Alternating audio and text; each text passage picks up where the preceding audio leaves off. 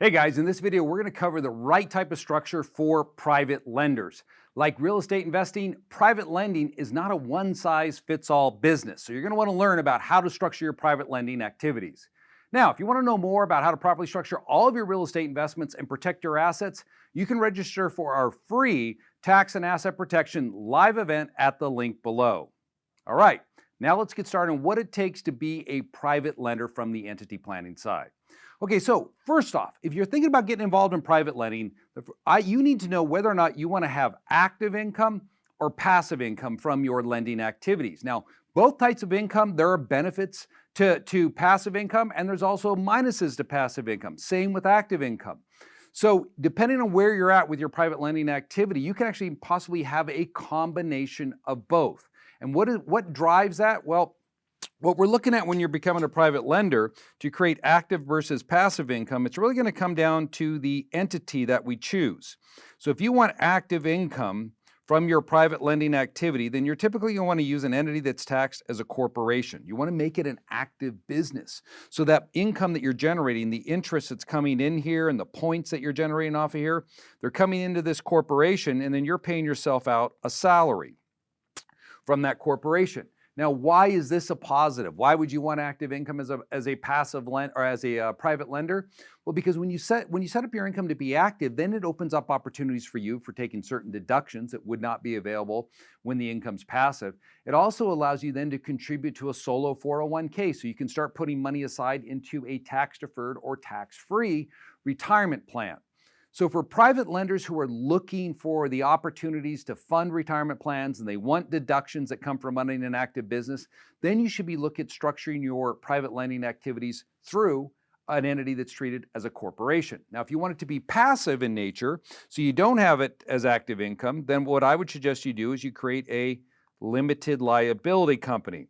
And if you set up a limited liability company, then the LLC can make those loans directly out of that LLC. For example, I have a limited liability company set up that holds my cash in my brokerage account.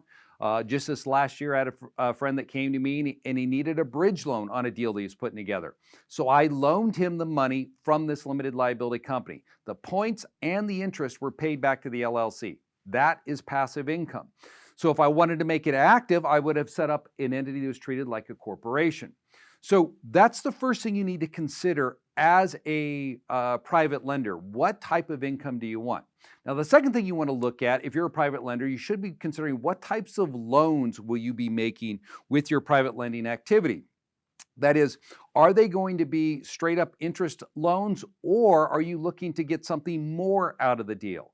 That is, do you want to enter into a shared appreciation mortgage? Because with those types of deals, you can actually make more money from the loan that you're making because you're going to participate in the profit when the property is sold.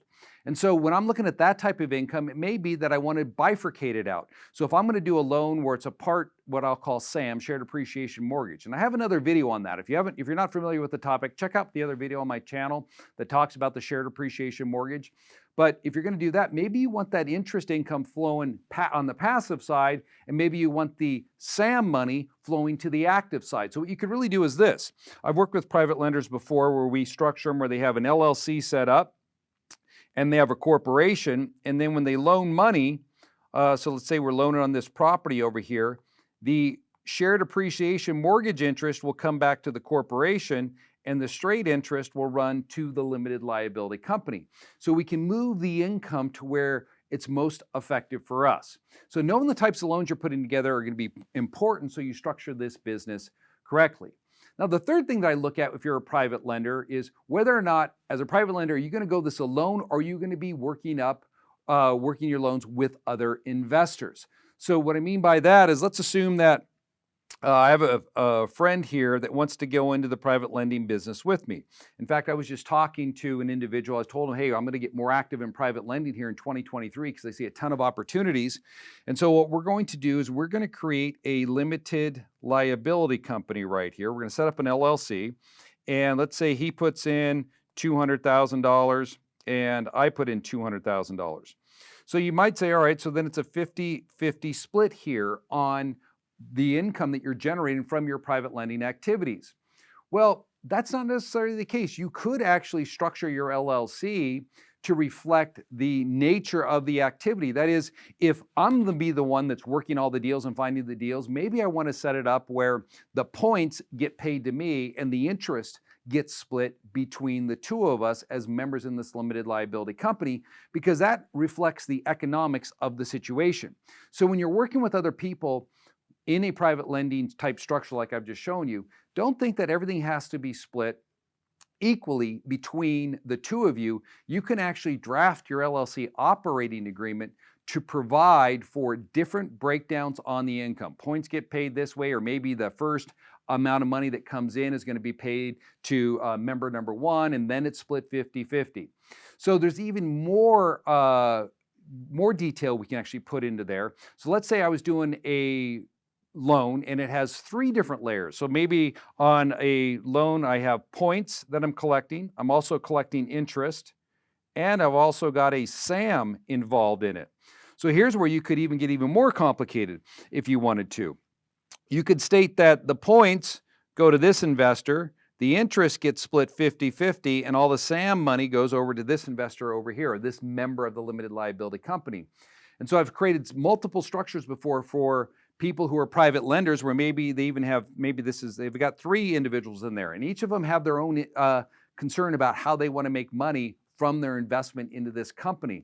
So you can, what I call, this is my triple LLC breakout structure for private lenders. So just know that you have options. If you're thinking about getting involved in private lending, this is what you should be looking at.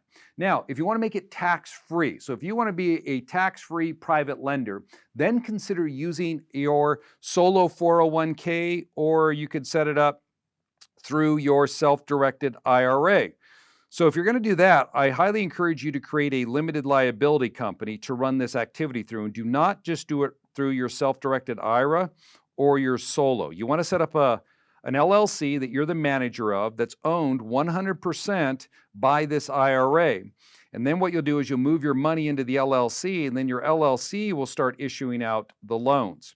So going back to those strategies I just shared with you, everything that I talked about can be done in a tax-free or tax-deferred environment as well with this type of structure, especially people who are considering working with, partnering on deals. One thing that I've told investors before, if you're using a self-directed IRA and you want to partner with someone on doing a flip deal, and you want to own part of that in your IRA, so you set up an LLC with this other investor, the investor has 60%, you have 40%, it's a flip property, and you have debt on the property.